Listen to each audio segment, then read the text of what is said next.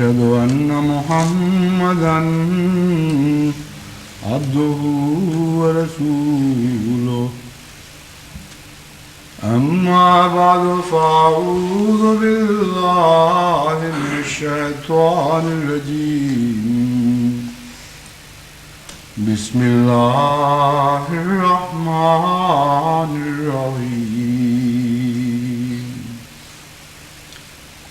الحمد لله رب العالمين الرحمن الرحيم مالك يوم الدين إياك نعبد وإياك نستعين اهدنا الصراط المستقيم صراط الذين أنعمت عليهم غير المغضوب عليهم ولا الضالين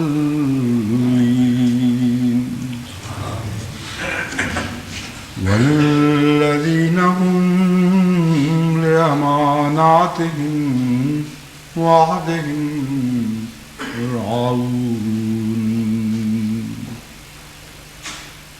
والذين هم على صلاتهم يحافظون أولئك هم الوارثون أولئك هم الوارثون الذين يرثون الفردوس هم فيها خالدون.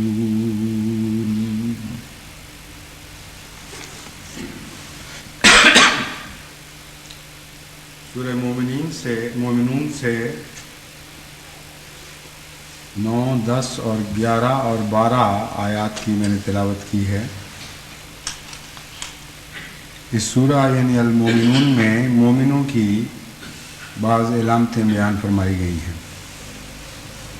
جن میں سے کچھ کا تعلق نماز سے ہے، اور نماز سے جن آیات کا تعلق ہے اس میں ان آیات میں وہ امور بھی بیان فرمائے ہیں جو نماز سے متعلق ہیں، اور براہ راست نمازیں ان امور سے پہچانی جاتی ہیں. فرمایا والذین هم لاماناتہم وعہدہم راعون، یہ مومن وہ لوگ ہیں جو اپنی امانتوں اور اپنے عہدوں پر نگران رہتے ہیں. والذین هم علی صلاتہم یحافظون، اور یہ وہ لوگ ہیں جو اپنی نمازوں کی حفاظت کرتے ہیں. اولئک هم الوارثون، یہی لوگ ہیں جو وارث ٹھہریں گے یا وارث ہیں. الذین یرثون الفردوس، جو فردوس کو ورثے میں پائیں گے. ہم فیہا خالدون، اور ہمیشہ وہ ان میں رہیں گے.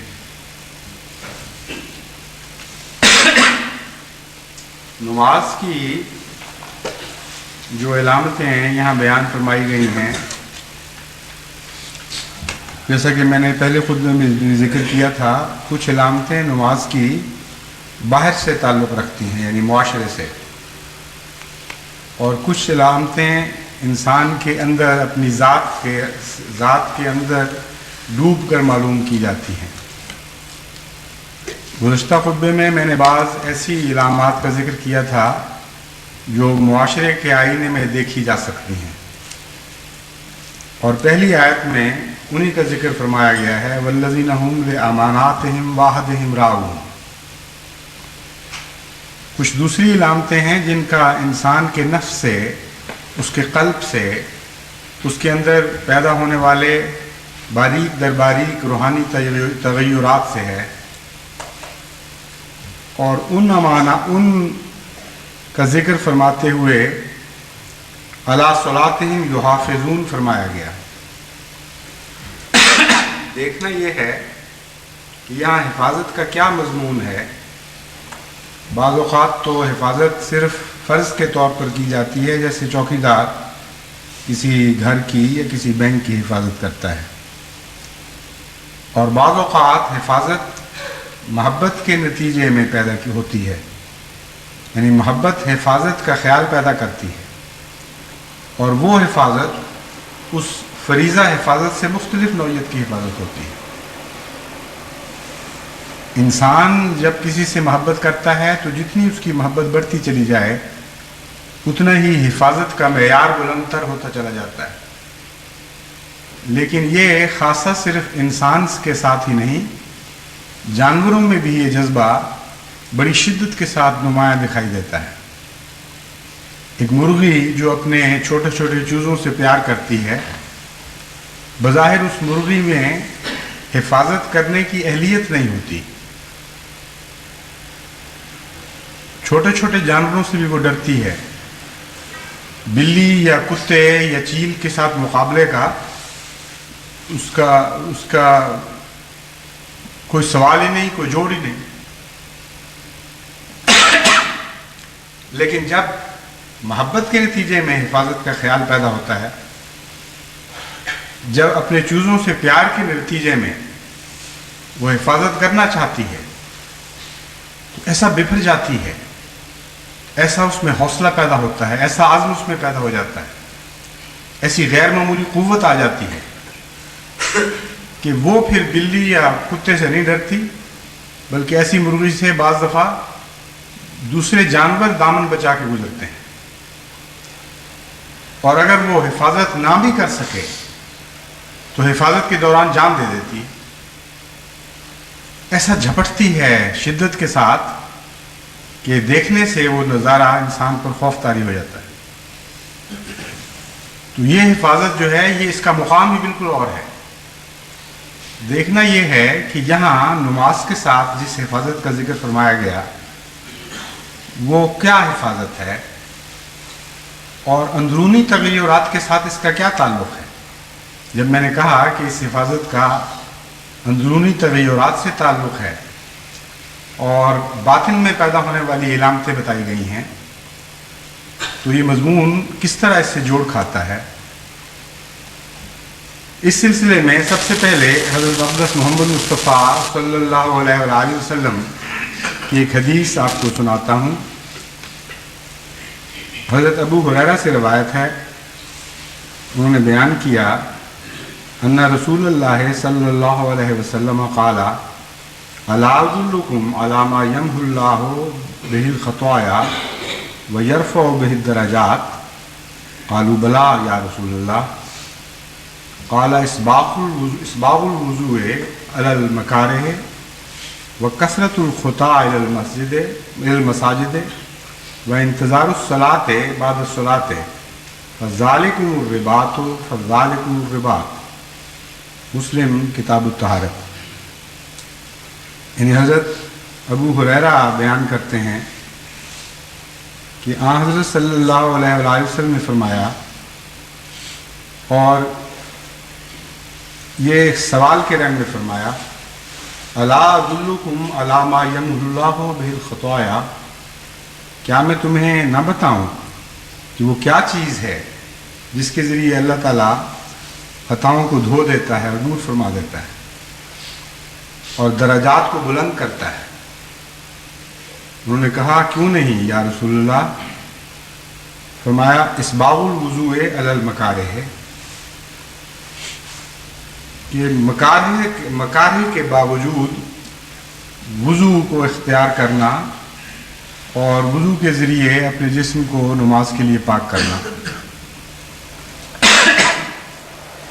یعنی عام حالت میں نماز کے لیے وضو کیا ہی جاتا ہے، لیکن یہ کہ نماز کے لیے وضو کی تیاری ہو اور وضو کے رستے میں روکے ہوں، سخت سردی کا موسم ہے اور انسان ویسے ہی ٹھنڈے پانی سے ڈرتا ہے، مگر یہاں تو خیر سہولتیں ہیں، ایسی جگہوں میں جہاں موسم زیادہ سرد ہو اور پانی گرم کرنے کی سہولت کوئی نہ ہو، وہاں بعض اوقات سخت سردی میں وضو سے سخت کراہت آتی ہے۔ اور اسی طرح وہ عورتیں جو سنگھار بناؤ کی عادی ہوتی ہیں، ان کے لیے وضو کرنا ایک بڑی مصیبت ہوتی ہے۔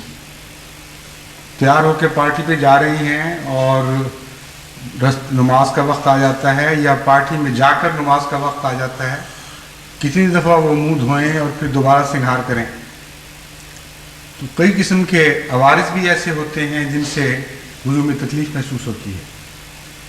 تو فرمایا اسباغ الوضو ہے، اسباغ کہتے ہیں بہت اچھی طرح وضو کا کرنا، صرف یہی نہیں کہ وضو کرنا بلکہ خوب پیار اور محبت سے وضو کرنا، باوجود اس کے کہ کثرت کے ساتھ تبھی روکے موجود ہیں۔ اس کا نام ہے سچا اور حقیقی وضو، اور اس کے نتیجے میں گناہ دھلتے ہیں اور دور ہوتے ہیں۔ اور پھر فرمایا مسجد میں کثرت سے آنا جانا، کثرت الخطا الی المساجد۔ یہ عجیب بات ہے کہ یہاں یہ نہیں فرمایا کہ اس کے بعد نماز پڑھنا، بلکہ مضمون اور بیان ہو رہا ہے۔ بالکل یہاں محبت اور تعلق کا مضمون بیان ہو رہا ہے، اس لیے نماز کا ذکر نہیں بلکہ کیسے نماز کے ساتھ تعلق ہو ایسے لوگوں کو، وہ بیان فرمایا جا رہا ہے۔ فرمایا وَكَثْرَةُ الْخُطَاءِ إِلَى الْمَسَاجِدِ، کہ قدم کے کثرت سے نشان ملیں۔ کوئی نمازی ایسا پیار کرتا ہو نماز سے اور باجماعت نماز سے کہ اس کا دن آنے جانے میں وہ صرف ہو رہا ہے۔ بعض لوگوں نے اس کا ترجمہ کیا ہے دور سے مسجد آنا، کیونکہ اس سے قدم زیادہ بڑھ جاتے ہیں، حالانکہ وہ اس مضمون کو نہیں سمجھ سکے۔ دور سے مسجد آنے کا تو مطلب یہ ہے کہ صرف ان لوگوں کا ذکر کیا جا رہا ہے جن کے گھر مساجد سے بہت دور ہیں، اور یہ ایک حادثاتی اتفاقی بات ہے، اس میں ہر نمازی کیسے شامل ہو سکتا ہے۔ کثرت الخطا کا مطلب ہے کہ اس کثرت سے آنا جانا ہو کہ گویا قدموں کے نشان پڑ گئے ہوں مسجد اور اس کے گھر کے درمیان، نزدیک ہو گھر یا دور گھر ہو، آنے جانے کی کثرت کا اظہار ہے، اس سے زیادہ اس میں اور کوئی معنی نہیں۔ پھر فرمایا وَانتظار الصلاۃ بعد الصلاۃ، اور ایک نماز کے بعد دوسری نماز کا انتظار شروع ہو جائے، یعنی اس کثرت سے آنا جانا بھی ہو لیکن اکتانے والا نہ ہو، بلکہ محبت کے نتیجے میں ہو، فرض کے نتیجے میں نہ ہو، عشق کے نتیجے میں ہو۔ کیونکہ اگر فرض کے نتیجے میں یہ آنا جانا کثرت سے ہو تو جتنا زیادہ آنا جانا ہوگا اتنا ہی طبیعت اکتاتی چلی جائے گی، اتنا ہی بوجھ محسوس کرے گی۔ اگر عشق کے نتیجے میں آنا جانا ہو تو پھر جتنا آنا جانا ہو اتنا ہی پیار بڑھتا چلا جاتا ہے، اتنا ہی شوق بڑھتا چلا جاتا ہے۔ فرمایا وانتظار الصلاۃ بعد الصلاۃ، ایک نماز کے بعد پھر دوسری نماز کا انتظار، ذالکم الرباط فذالکم الرباط، فرمایا اس کو کہتے ہیں رباط، ہاں اسی کو رباط کہتے ہیں۔ اب رباط کیا چیز ہے؟ قرآن کریم میں اس کا ذکر ملتا ہے۔ فرمایا یا ایھا الذین آمنوا اصبروا وصابروا ورابطوا، اور اس کا ترجمہ جہاں جہاں بھی آپ قرآن کریم کا ترجمہ پائیں گے ہمیشہ یہی ملے گا کہ سرحدوں پر گھوڑے باندھنا اور سرحدوں کی حفاظت کرنا،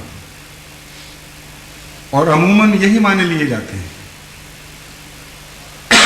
رباط ربط سے نکلا ہے، اور ربط کا ہے تعلق، ربط میں کے معنی ہے تعلق، بلکہ مضبوط تعلق کا باندھنا۔ اور عربی محاورے میں قرآن کریم نے بھی اس کو استعمال فرمایا ہے دوسری جگہ خوب کھول کر۔ رباط کے معنی سرحدوں سے ایسا رابطہ کہ گویا ہر وقت انسان حفاظت کے لیے سرحد پر بیٹھا رہے۔ تو ایسی چوکیاں جو سرحد پر قائم کی جاتی ہیں اور وہ نظام جو سرحد کی حفاظت کے لیے مقرر کیا جاتا ہے اسے رباط کہتے ہیں۔ لیکن اس کے اندر مرکزی مفہوم، بنیادی معنی रब्त यानी ताल्लुक़ हैं। अब आम इंसान वहम गुमान भी नहीं कर सकता कि इस मज़मून का नमाज से कोई ताल्लुक़ है। हज़रत अक़दस मोहम्मद मुस्तफ़ा सल्लल्लाहु अलैहि वसल्लम का इरफान है जो इस नुक्ते को पहुँच गया है, और फिर उसके भी बड़े वसी मानी खोल दिए हैं आपने, एक अजीम मज़मून रोशन कर दिया है इससे। फरमाया असल रब्त, असल रिबात नमाज के साथ मोहब्बत है, और उस मोहब्बत के नतीजे में नमाज की हिफाजत है। इश्क के नतीजे में, यानी रब्त के नतीजे में जो हिफाजत होगी वो हिफाजत है जो हकीकी हिफाजत है। और दूसरी आयत में जहाँ मैंने पढ़ के सुनाई थी, हाफिजू या युहाफिजून, दोनों कुरान करीम में मिलते हैं मुहावरे। एक जगह हुक्म है हाफिजू, नमाज की हिफाजत करो, दूसरी जगह फरमाया मोमिन बंदे युहाफिजून अलस्सलात, नमाज की हिफाजत करते हैं। तो वहाँ जो हिफाजत का मज़मून है उसको भी खोल दिया हुज़ूर सल्लल्लाहु अलैहि वसल्लम ने। वो हिफाजत ऐसी नहीं जैसे चौकीदार किसी मकान की हिफाजत करता है, बल्कि ये वो हिफाजत है जो ताल्लुक़ के नतीजे में पैदा होती है। और जो मज़मून बताया है इस हिफाजत का, वो सारा मोहब्बत और प्यार का मज़मून है। वुज़ू करना जबकि तकलीफ़ हो, वुज़ू ऐसे हालत में करना जबकि इब्तला आ जाए वुज़ू करने से, कई किस्म की मुश्किलात हों, और फिर उस वक्त भी संवार कर वुज़ू करना, खूब अच्छी तरह सजा बना के वुज़ू करना, फिर आना जाना इस कसरत से कि कदमों के निशान पड़ जाए मस्जिद और घरों के दरमियान, और इसके बावजूद फिर अगली नमाज का इंतज़ार में बैठे रहना कि कब फिर खुदा की तरफ से आवाज़ बुलंद हो और फिर मैं मस्जिद चला जाऊँ। ये तो आशिकी का मज़मून है। मोहब्बत का भी जो आला मुकाम होता है जिसे इश्क में दीवानगी कहा जाता है, ये तो वो मज़मून बयान हो रहा है। और आखिर पर फरमाया रिबात यही है, रिबात यही है। ऐसा समझने वालों समझो कि असल हिफाजत जिसकी तरफ कुरान करीम तुम्हें बुला रहा है, अपने इक़दार की हिफाजत है, और सबसे आला कद्र जो तुम्हें अता हुई है वो नमाज है। उसकी हिफाजत करो, लेकिन इश्क के जज्बे से हिफाजत करो, फ़र्ज समझते हुए उसकी हिफाजत न करो। हज़रत मसीह मौऊद अलैहिस्सलाम इस मज़मून में फरमाते हैं वल्लज़ीना हुम अला सलातिहिम युहाफ़िज़ून, यानी छठे दर्जे के मोमिन जो पाँचवें दर्जा से बढ़ गए हैं वो हैं जो अपनी नमाज़ों पर आप मुहाफ़िज़ और निगहबान हैं। यानी वो किसी दूसरे की तज़कीर और याद दहानी के मोहताज नहीं रहे, बल्कि कुछ ऐसा ताल्लुक़ उनको खुदा से पैदा हो गया है, और खुदा की याद कुछ इस किस्म की महबूब तबा और मदार आराम और मदार ज़िंदगी उनके लिए हो गई है कि वो हर वक्त उसकी निगहबानी में लगे रहते हैं, और हर दम उनका याद इलाही में लगता है, और नहीं चाहते कि एक दम भी खुदा के ज़िक्र से अलग हो। हज़रत अक़दस मोहम्मद मुस्तफ़ा सल्लल्लाहु अलैहि वसल्लम के बाद हिफाजत का ये मज़मून हज़रत अक़दस मसीह मऊद अलैहिस्सलाम ने बयान फरमाया है। दरमियान की सदियों पर नज़र डाल के देख लें, आपको युहाफ़िज़ून की तफसीर में इश्क का मज़मून कहीं नज़र नहीं आएगा। या आका को समझ आए इस बात की, या उस गुलाम को जो गुलाम कामिल था और जिसको खुद हज़रत मोहम्मद मुस्तफ़ा से एक हमेशा का रब्त था। रब्त है जान मोहम्मद से मेरी जान को मदान, ये उसी रब्त का ताल्लुक़ था जिसने पहले आका को खुदा के साथ रब्त के नतीजे में रिबात का मज़मून समझाया, और फिर इस कामिल गुलाम को हज़रत मोहम्मद मुस्तफ़ा सल्लल्लाहु अलैहि वसल्लम से रब्त के नतीजे में राब्ते और हिफाजत का मज़मून सिखाया, जो और किसी आलिम, किसी बड़े से बड़े बुजुर्ग और मुत्तकी को इसके सिवा समझ नहीं आ सका। ये वो ख़जाने हैं जिनको लौटाने के लिए इमाम महदी इस दुनिया में तशरीफ़ लाए थे। इनसे हम अपना ताल्लुक़ कैसे तोड़ दें? जिस तरह आपको दायम एक मोहम्मद मुस्तफ़ा सल्लल्लाहु अलैहि वसल्लम के साथ रब्त है, इसी तरह हम गुलामों को भी आपके साथ एक रब्त है जिस ताल्लुक को कोई दुनिया में काट नहीं सकता, क्योंकि इसी रब्त के नतीजे में हमने अल्लाह से मोहब्बत और प्यार के आला मज़ामीन सीखे हैं। फिर आप फरमाते हैं, गरज मोहब्बत से भरी हुई याद इलाही जिसका नाम नमाज है, वो दर हकीकत उनकी ग़िज़ा हो जाती है जिसके बग़ैर वो जी ही नहीं सकते, और जिसकी मुहाफ़ज़त और निगहबानी बैन ही उस मुसाफिर की तरह वो करते रहते हैं जो एक दश्ते बेआब व दाना में अपनी चंद रोटियों की मुहाफ़ज़त करता है जो उसके पास हैं, और अपने किसी कदर पानी को जान के साथ रखता है जो उसकी मश्क में है।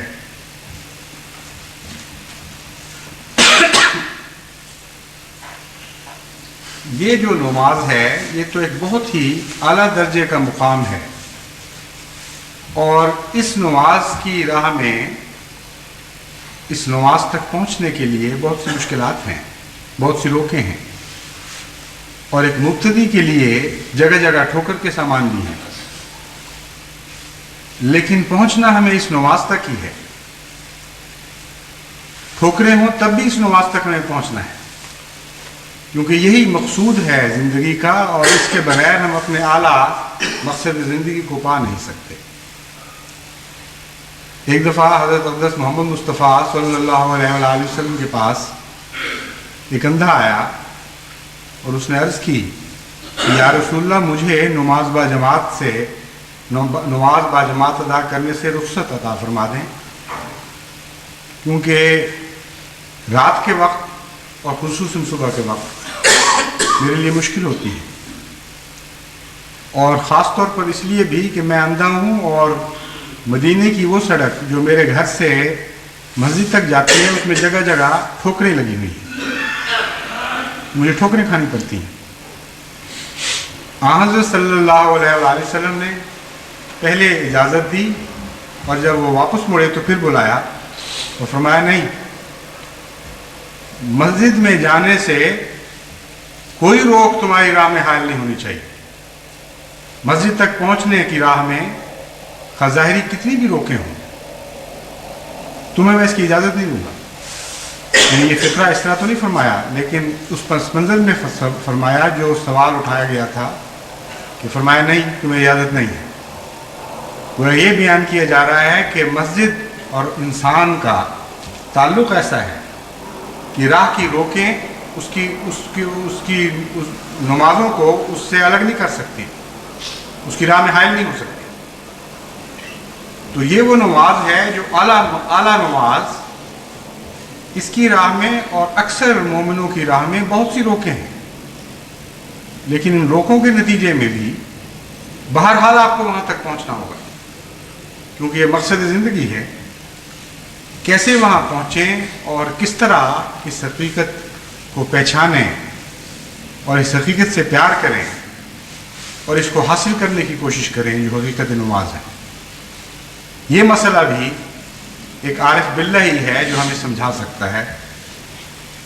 चुनांचे हज़रत मसीह मौऊद अलैहिस्सलाम ने इस मज़मून पर बारहा कलम उठाया है, और मलफूज़ात में भी बकसरत नमाज की मोहब्बत पैदा करने, नमाज से प्यार करने, नमाज के मुकाम और मर्तबे को बढ़ाने और नमाज के ज़रिए आला मदारिज तक पहुँचने के मुतल्लिक़ हज़रत मसीह मौऊद अलैहिस्सलाम के बकसरत इरशादात मिलते हैं। और ये मज़मून भी ऐसा है जिसमें आप मुनफरिद हैं।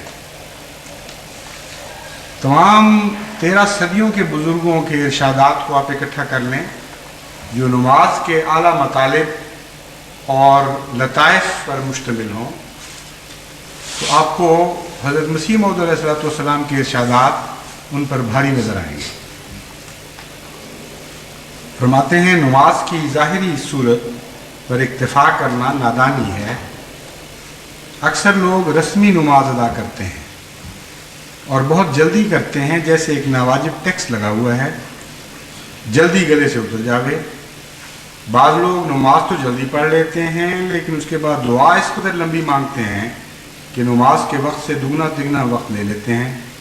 हालांकि नमाज तो खुद दुआ है, جس کو یہ نصیب نہیں ہے کہ نماز میں دعا کرے اس کی نماز ہی نہیں۔ فرمایا یاد رکھو اس نے ایمان کا حظ نہیں اٹھایا جس نے نماز میں لذت نہیں پائی۔ نماز صرف ٹکروں کا نام نہیں ہے۔ بعض لوگ نماز کو تو 2-4 چونچیں لگا کر جیسے مرغی ٹھونگے مارتی ہے ختم کرتے ہیں اور پھر لمبی چوڑی دعا شروع کر دیتے ہیں۔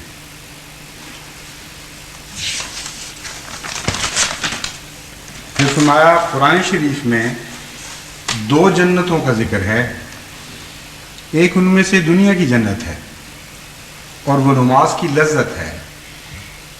نماز خواہ کا ٹیکس نہیں ہے بلکہ عبودیت کو ربوبیت سے ایک ابدی تعلق اور کشش ہے۔ اس رشتے کو قائم رکھنے کے لیے خدا تعالیٰ نے نماز بنائی ہے۔ عبودیت کو ربوبیت سے ایک ابدی تعلق ہے اور کشش ہے۔ اس رشتے کو قائم رکھنے کے لیے خدا تعالیٰ نے نماز بنائی ہے۔ یہ ایک بہت ہی گہرا عارفانہ کلام ہے، اسی لیے اسے میں نے دوبارہ پڑھا ہے آپ کے سامنے۔ یہ نہیں فرمایا کہ نماز کے نتیجے میں اللہ تعالیٰ کے ساتھ بندے کا تعلق قائم ہوتا ہے۔ یہ نہیں فرمایا کہ رب کا عبد کے ساتھ تعلق پیدا کرنے کے لیے نماز قائم کی گئی ہے۔ فرمایا ہے رب کے ساتھ عبد کا ایک دائمی تعلق موجود ہے پہلے سے، اس رشتے کو زندہ رکھنے کے لیے نماز قائم کی گئی ہے۔ اگر آپ نماز چھوڑ دیں گے تو آپ کا وہ تعلق کٹ جائے گا جو ہونا چاہیے، جو ہمیشہ سے ہے، جو ایک فطری چیز ہے۔ یہ ہو ہی نہیں سکتا کہ رب سے عبد کو تعلق نہ ہو۔ جس نے پیدا کیا اس کا ایک گہرا تعلق قائم ہو جاتا ہے، جیسے ماں کا بچے سے تعلق قائم ہو جاتا ہے۔ لیکن بعض ایسے محرکات ہیں، ایسے بعد میں پیدا ہونے والے واقعات ہیں جو بعض دفعہ ماں کا بچے سے تعلق کاٹ دیتے ہیں۔ آپ نے فرمایا اسی طرح رب اور بندے کا ایک دائمی تعلق ہے، وہ اپنی جگہ ہمیشہ سے ہے اور ہمیشہ رہے گا۔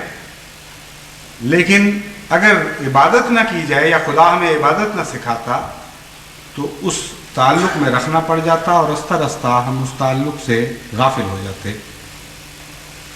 اس رشتے کو قائم رکھنے کے لیے خدا تعالیٰ نے نماز بنائی ہے اور اس میں ایک لذت رکھ دی ہے۔ یہ بھی ایک عجیب عارفانہ کلام ہے۔ لذت رکھ دی ہے کا تو مطلب یہ ہے کہ جو نماز پڑھے گا اسے لذت آنی چاہیے، یعنی لذت آپ زبردستی پیدا نہیں کر سکتے نماز میں، یا خود کوشش کر کے لذت پیدا کرنے کا نام نماز نہیں ہے، بلکہ نماز میں لذت ہے، اور اگر آپ کو نہیں ملتی تو آپ میں رکھنا ہے۔ آپ اپنی کمزوری کو دور کریں، اپنے مذاق کو درست کریں۔ اگر ایک اچھے کھانے میں کسی کو لذت محسوس نہ ہو تو آپ یہ نہیں کہیں گے کہ اس کھانے کو دوبارہ پکاؤ اور اس میں لذت پیدا کرو۔ آپ یہ کہیں گے کہ اس کھانے میں لذت ہے لیکن تم بیمار ہو، تم اپنا علاج کرو، تمہارا منہ کڑوا اور کسیلا ہو چکا ہے۔ تو یہ جو فقرہ ہے یہ بھی ایک انتہائی عارفانہ کلام ہے۔ حضرت مسیح موعود علیہ الصلوۃ والسلام کی فطرت میں ڈوبنے سے حضرت مسیح موعود علیہ الصلوۃ والسلام کا عظیم مقام کا پتہ چلتا ہے، اور یہ کھڑکیاں ہیں جن کے ذریعے آپ حضرت مسیح موعود علیہ الصلوۃ والسلام کی ذات میں داخل ہو کر آپ کی اس روحانی زندگی کا کچھ اندازہ کر سکتے ہیں جس نے آپ کو وہ مقام عطا کیا ہے جو آج امام الزمان کا مقام کہلاتا ہے۔ کوئی جو واقف حال نہ ہو، جو ان گلیوں سے گزرا نہ ہو، جن کو ان رستوں سے پوری واقفیت نہ ہو، اس قسم کی فکریں لکھ ہی نہیں سکتا۔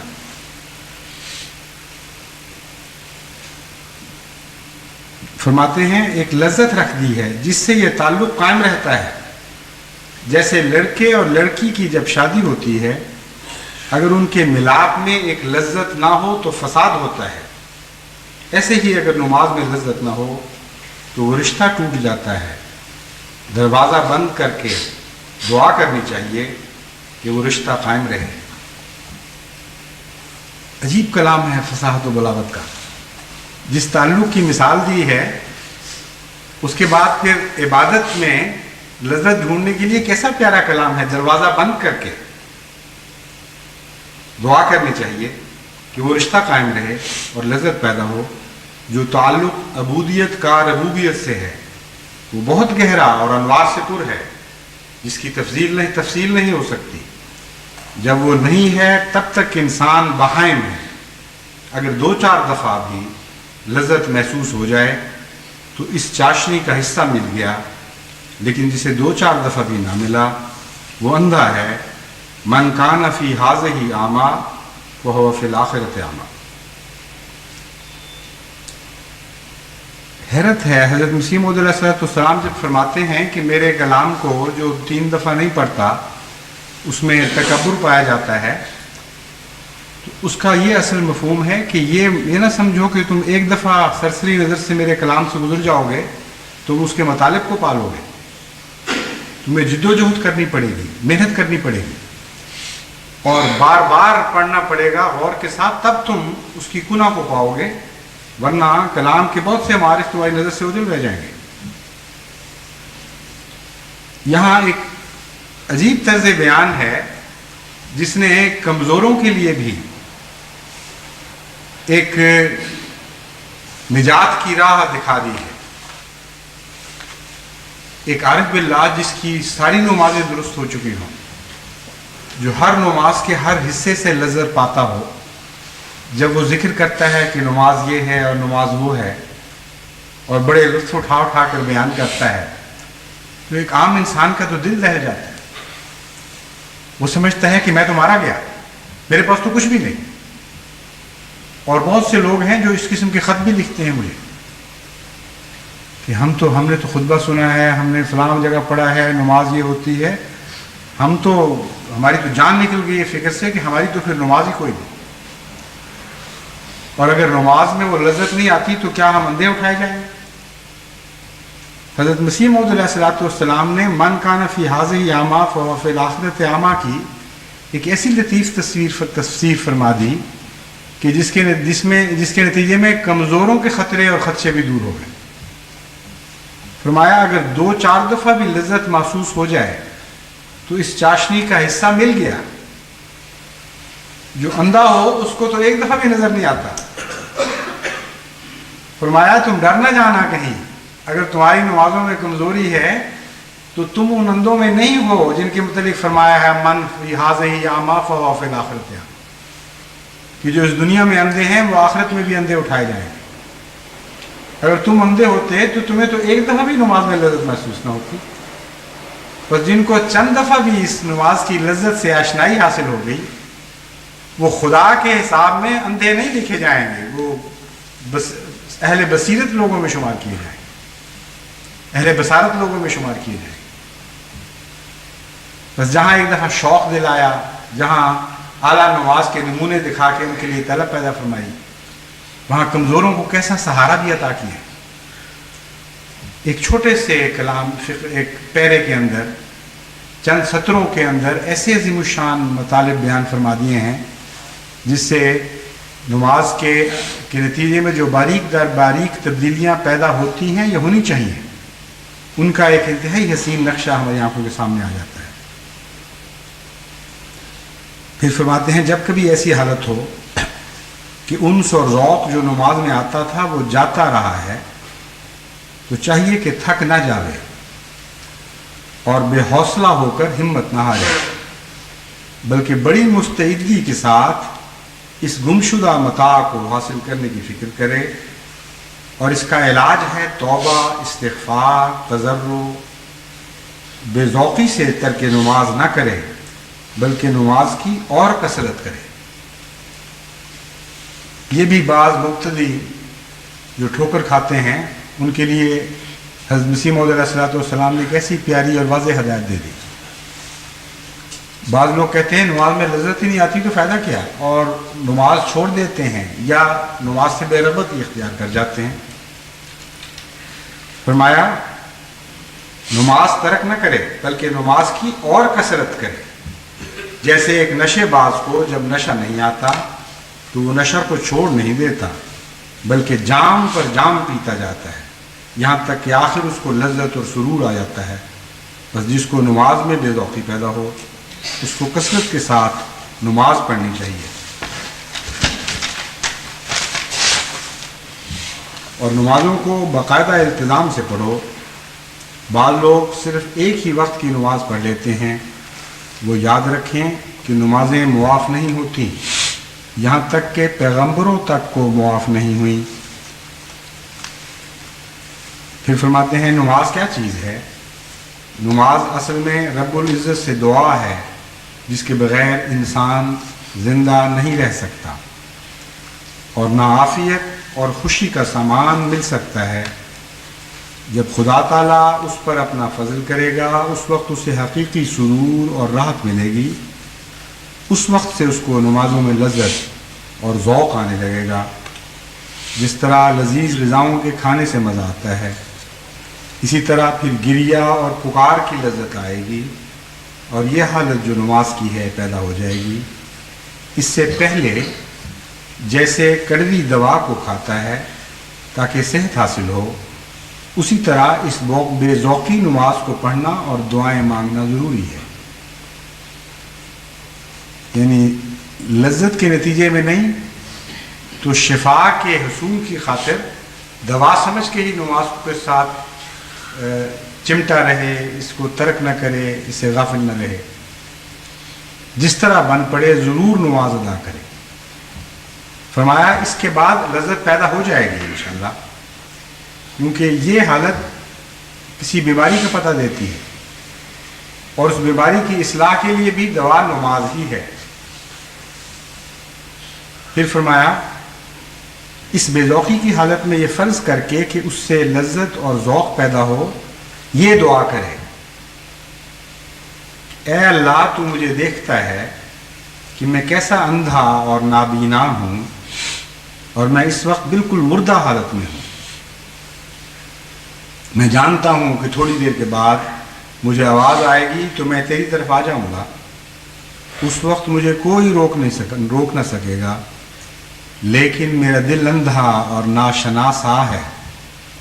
تو ایسا شعلہ نور اس پر نازل کر کہ تیرا انس اور شوق اس میں پیدا ہو جائے۔ تو ایسا فضل کر کہ میں نابینا نہ اٹھوں اور اندھوں میں نہ جا ملوں۔ اب یہاں بھی اس مضمون کو اسی آیت کریمہ سے باندھا ہے، گویا جو اس دنیا میں اندھا ہے وہ اس دنیا میں بھی اندھا رہے گا۔ اس کا اصل تعلق نماز سے ہے۔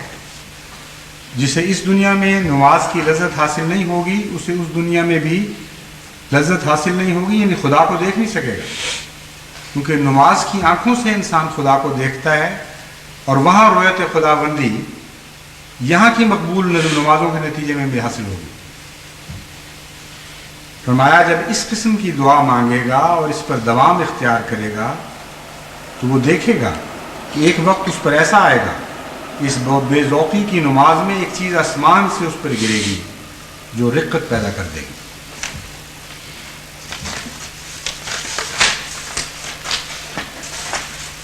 آخر پر ایک اقتباس حضرت مسیح موعود علیہ الصلوۃ والسلام کا خلق آخر سے متعلق پڑھ کے سناتا ہوں، جسے پتہ چلتا ہے کہ قرآن کریم میں جو خلق آخر کے متعلق فرمایا ثم انشأناہ خلقا آخر وتبارک اللہ احسن الخالقین، اس کا بھی حقیقی تعلق نماز ہی سے ہے اور نماز ہی کے نتیجے میں خلق آخر عطا ہوتی ہے۔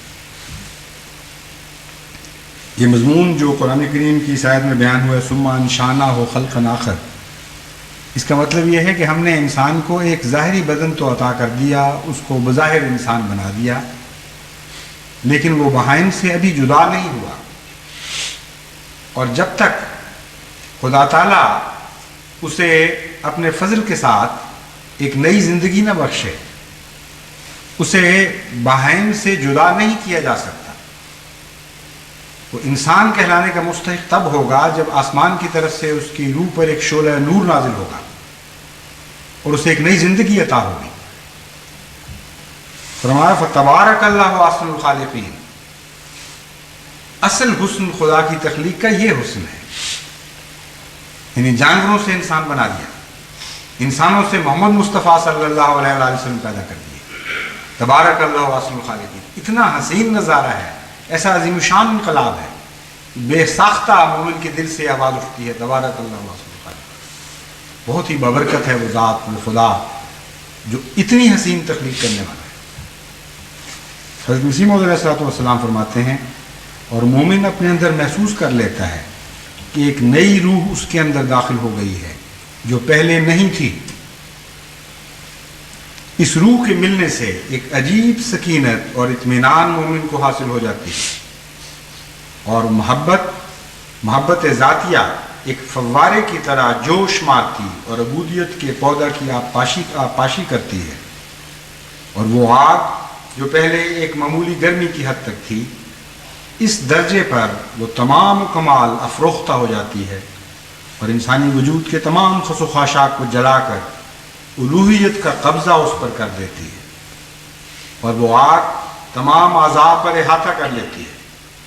تب اس لوہے کی مانند جو نہایت درجہ آگ میں تپایا جائے یہاں تک کہ سرخ ہو جائے اور آگ کے رنگ پر ہو جائے، اس مومن سے الوہیت کے آثار اور افعال ظاہر ہوتے ہیں، جیسا کہ لوہا بھی اس درجے پر آگ کے آثار اور افعال ظاہر کرتا ہے۔ مگر یہ نہیں کہ وہ مومن خدا ہو گیا ہے، بلکہ محبت الہیہ کا کچھ ایسا ہی خاصہ ہے جو اپنے رنگ میں ظاہر وجود کو لے آتی ہے۔ محبت الہیہ کا کچھ ایسا ہی خاصہ ہے جو اپنے رنگ میں ظاہر وجود کو لے آتی ہے۔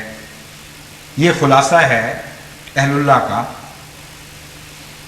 یعنی منہ سے دعوے ہزار کیے جائیں یا انسان غلط فہم دعوے نہ بھی کرے اور غلط فہمی میں مبتلا ہو جائے کہ میں باخدا انسان بن گیا ہوں، اس کی پہچان کیا ہے؟ کس سے پتہ چلے کہ یہ غلط فہمی تھی؟ کس سے پتہ چلے کہ حقیقت میں انسان باخدا بن گیا ہے؟ یہ وہ کسوٹی ہے جس پر یہ باتیں پرکھی جا سکتی ہیں جو حضرت مسیح موعود علیہ الصلوۃ والسلام نے پیش فرمائی ہے۔ فرمایا یہ خاصہ ہے محبت الہی کا کہ وہ اپنے رنگ پر لے آتی ہے انسان کو، انسان کے ظاہر کو۔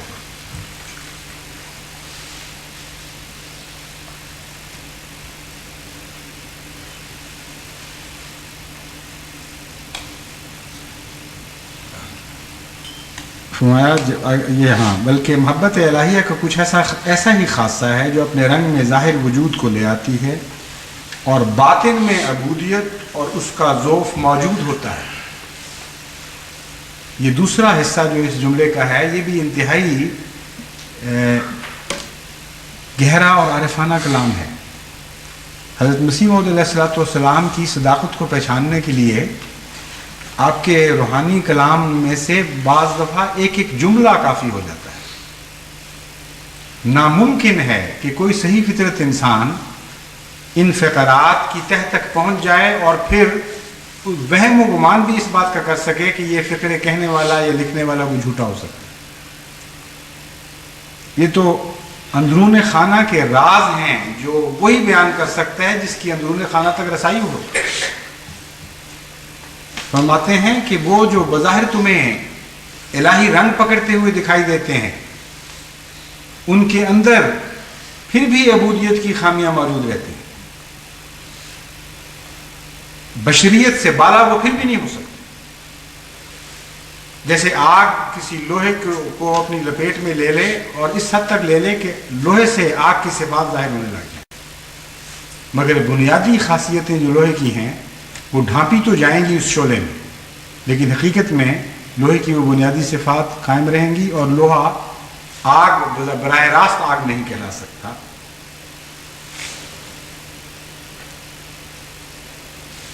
باطن میں عبودیت اور اس کا ذوف موجود ہوتا ہے۔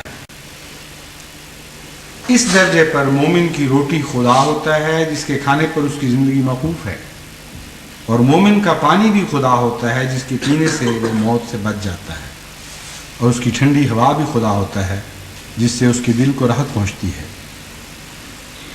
اب یہ فقرے بھی ایسے عظیم الشان ہیں کہ جن پر غور کرنے سے مسیح ثانی یعنی محمد مصطفیٰ صلی اللہ علیہ وسلم کے مسیح اول پر فضیلت ثابت ہوتی ہے۔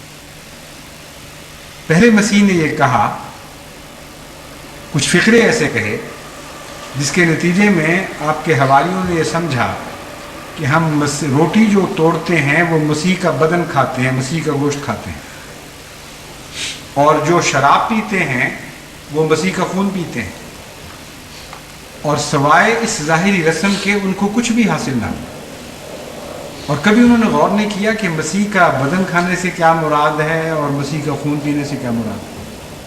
یہ تو ایک بڑا مخنوع نظارہ نظر آتا ہے کہ اپنے آقا کا بدن کھائے کوئی اور اپنے آقا کا خون پیے۔ ایسا طبیعت میں کراہت پیدا کرتا ہے یہ نظارہ کہ حیرت ہوتی ہے کہ کیا انہوں نے سمجھا، وہ فقرہ اصل کیا تھا جس کی یہ معنی لیے گئے، اور ساری قوم اب تک اصل حقیقت کو نہ پہچان سکی، نہ اس کے تصور میں کبھی آئی کہ اس کے معنی ہیں کیا۔ مسیح ثانی میں بھی جو محمد مصطفیٰ صلی اللہ علیہ وسلم کی امت کے مسیح ہیں، اسی قسم کے فقرے بولے ہیں، مگر اپنے متعلق نہیں، خدا تعالیٰ کے متعلق۔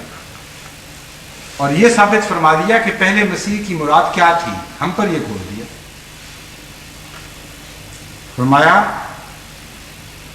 اور مومن کا اس درجہ پر مومن کی روٹی خدا ہوتا ہے جس کے کھانے پر اس کی زندگی موقوف ہے، اور مومن کا پانی بھی خدا ہوتا ہے جس کے پینے سے وہ موت سے بچ جاتا ہے۔ یعنی خدا تعالیٰ مومن کی زندگی کا ذریعہ ہے، اس کی قوت کا ذریعہ ہے، اس کے بغیر وہ زندہ نہیں رہ سکتا۔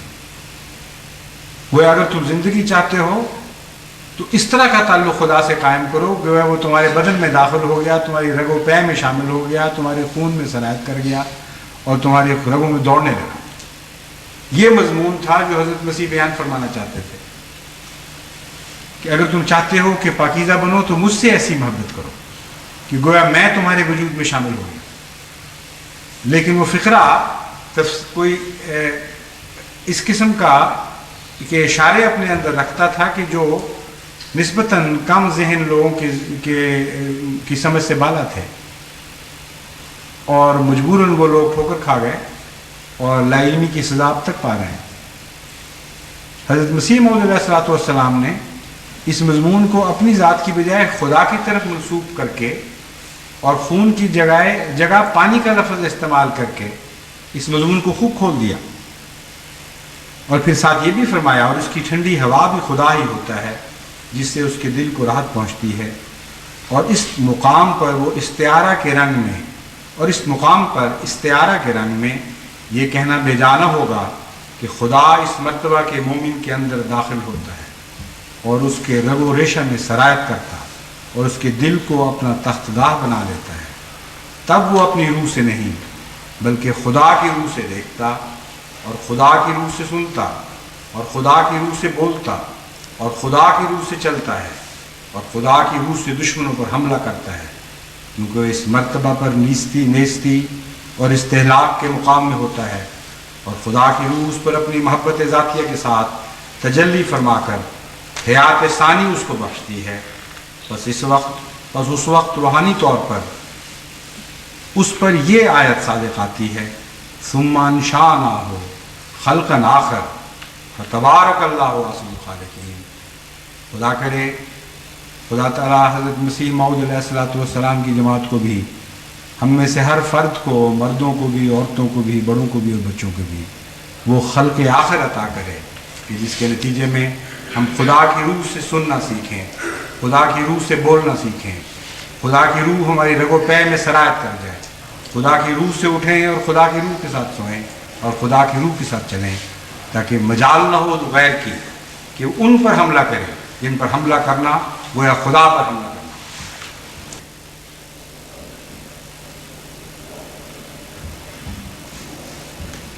الحمدللہ نحمدہ ونستعینہ ونستغفرہ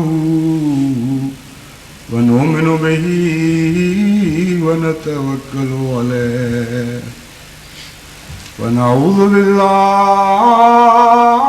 من شرور أنفسنا ومن سيئات أعمالنا من يهده الله فلا مضل له ومن يضلله فلا هادي له ونشهد أن لا إله إلا الله وحده لا شريك له ونشهد أن محمدا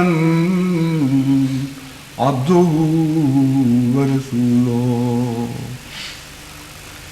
عباد الله رحمكم الله إن الله يأمر بالعدل والإحسان وإيتاء ذي القربى وينهى عن الفحشاء والمنكر والبغي يعظكم لعلكم تذكرون اذكروا الله يذكركم وادعوه يستجب لكم ولذكر الله أكبر